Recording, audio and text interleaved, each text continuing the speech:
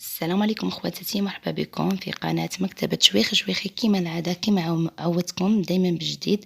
اليوم جيتكم بواحد الوصفة، احسن طريقة لطهو بزلوف في كوكوط. المبتدئات حقيقة كاين المبتدئات ما عندهاش فكرة. تبعي معايا.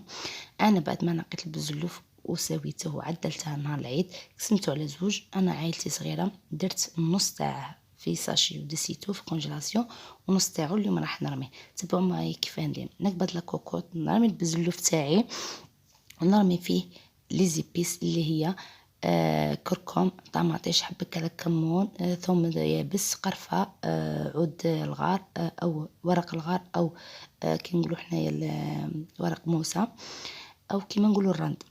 رميتهم كامل. زدت درت شويه حميصه منفخه معها شويه بصله، شويه ثوم مطحون وشويه طوماطيس، شوي كاع، خاطر بحكم نديرها نص تاع بزلوف. رميتهم فوق النار يتحمروا ويتشكشكوا. بعد ما تشكشكوا لي كامل نزيدهم الماء راح نزيد كميه قليله ونبلع على كوكوط على نار هاديه، نخليه يطيب واحد الساعه. انا بزلوف تاعي صغير، خروفه صغيره. فوالا راكم تشوفوا من بعد تشكشك لي راح نزيد الماء 2 كيسان. هاي الكاس الاول، ندوك نضيف الكاس الثاني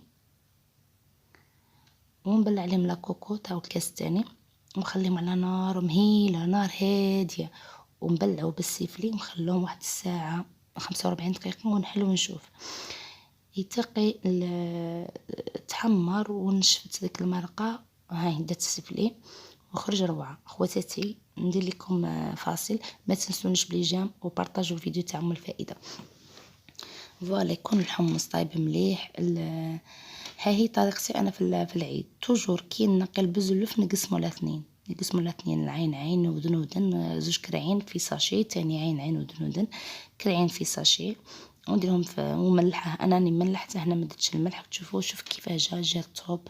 الحميصه جات، الحمص جا طايب روعه، يتفتت حتى هو جاي يتفتت.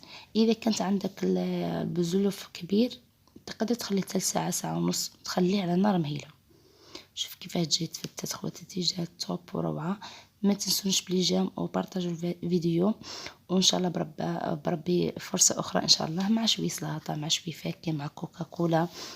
المهم نقول لكم صحة عيدكم، تعيدوا وتعاودوا. فرصة ثانية ان شاء الله بالصحة والراحة عليكم. وما تنسوش اختكم بليجام ليجام ليجام ليجام ولي كومونتير. هذا الفيديو للمبتدئات. بصحاتكم خواتاتي.